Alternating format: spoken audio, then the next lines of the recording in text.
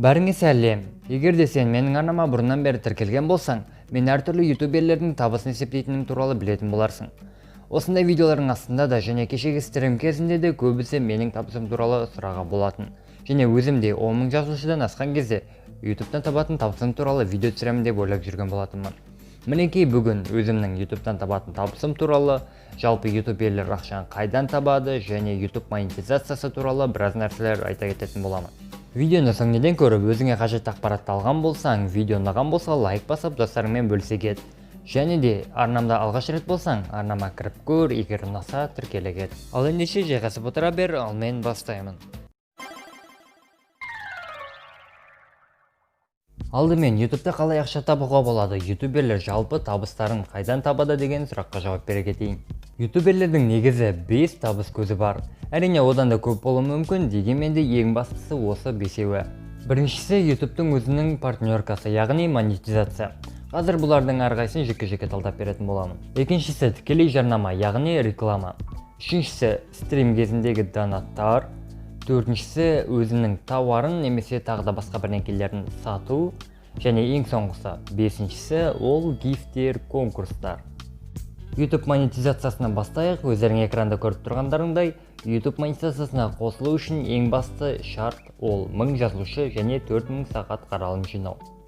Көбісі осы 4000 сағат қаралымды түсінбей жатады. Бұл дегеніміз 4000 қаралым ба, әлде 4000 минут жинау керек па дегендей.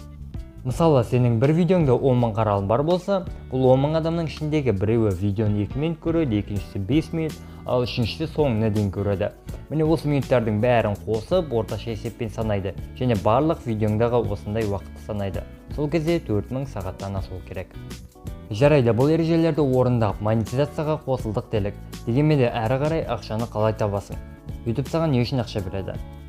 YouTube ешқандай просмотр үшін, лайк үшін, комментарий үшін ақша бермейді. Мысалы, сен осы видеоны бастап көрген кезде басында реклама шыққан болар. Міне сол реклама үшін ақша береді.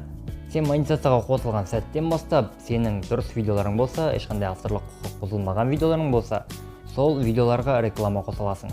Осындай рекламаларды адамдар көрсе, сол қаралым үшін саған ақша береді. Енді қанша ақша береді деген тағы бір сұрақ бар. Негізі әр елде әртүрлі береді. Адамдардың жағдайына және сол елдің экономикасына қарайды.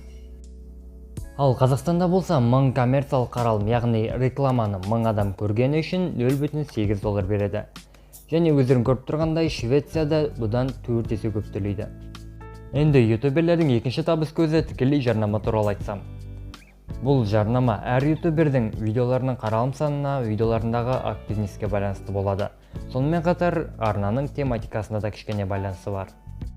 Қазақстанда жарнама құны орта есеппен бір қаралым үшін 1 теңге деп айтуға болады. Бірақ егер арна ақша туралы, табыс, бизнес туралы болса, оның жарнамасының құны 2 есе қымбат болуы мүмкін. Және танымал жұлдыз болса, тағы да 2 есе қымбат тұрады. Үшінші табыс көзі енді стрим. Бірақ стримнен түсетін табыс есептеу өте қиын, әркімде әртүрлі. Төртіншісі өзінің тауарын немесе қызметін сату. Мысалы, кейбір ютуберлерден көрген боларсыңдар, өздерінің мерчтерін, киімдерін сатады. Баяғыда Аликезат стакан сатқан болатын. Баяғыда Сигна сатып жүрген біреулерді көрген болатынмын, және де біреулерді видеомен туған күнін құттықтайды, осы үшін ақша алады дегендей тағы басқа неше түрлері бар. Соңғы табыс көзі гиф конкурс ұйымдастыру. Енді бұл негізі инстаграмшіктердің табыс көзі, бірақ ютубта да ондайлар бар, арасында авайдикс жасап тұрады. Блогерлер өздеріне спонсор іздейді. Спонсорлар да өздерінің подписка бөліміне немесе тағы бір жеріне қосады, кейін конкурс ұйымдастырады, бірақ ол конкурсқа қатысу үшін менің подписка бөлімдегі адамдарға жазыласыңдар, анау-мынау дейді. Осылайша жарнама сияқты бір адамға подписчиктер жинап береді, осы үшін ақша алады.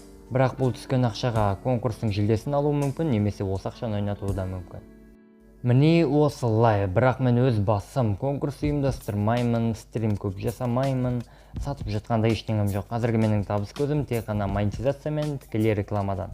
Соның өзінде де менде реклама өте аз. Қазір енді өзімнің табысымды басқа ютуберлердікін есептегенде есептеп көрейін, сосын видео соңына қарай аналитикадан нақты қанша тапқанымды көрсететін боламын. Менің анамның айына жинайтын қаралым саны 77500 екен. Бірақ бұның тек 20% ғана жарнаманы көрген адамдар. 77500-дің 20%-ы 15500 екен. Жаңа айтқандай, Қазақстанда 1000 коммерциялық қаралым үшін $0,8 төлейді. Сол себепті оны 1000-ға бөліп 0,8-ге көбейтеміз. $12,4 шықты. Бірақ бұның тек 68%-ын ғана маған береді. Сонда $8,4 шықты. Бұл теңгемен 3500 теңге. Мен айына Trend Times арнасынан 3500 теңге табамын деген сөз. Бірақ бұл ақшаның өзін шығара алмаймын. Шығару үшін кем дегенде $100 жиналу керек. Ал енді YouTube аналитикасынан осы уақытқа дейін жалпы қанша ақша тапқанымды көрсетейін. Міне, бұл менің Trend Times арнасынан қазіргі күнге дейін тапқан барлық ақшам. Монетизация қосқаныма тек 2 ай болды, осы 2 ай ішінде $25 таптым. Ал соңғы айда $6 тауыппын. Сонымен 10.000 жазылушысы бар Қазақстандағы арна айына осындай ақша табады деген сөз.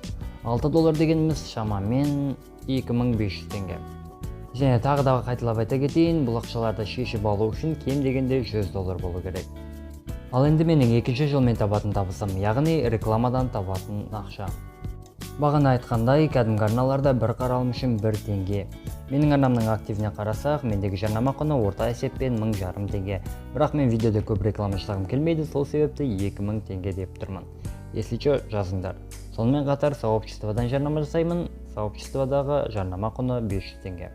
Өздерің білетіндей, менде жарнама аз, сол себепті табыс та аз. Айына 1000-2000 теңге табам.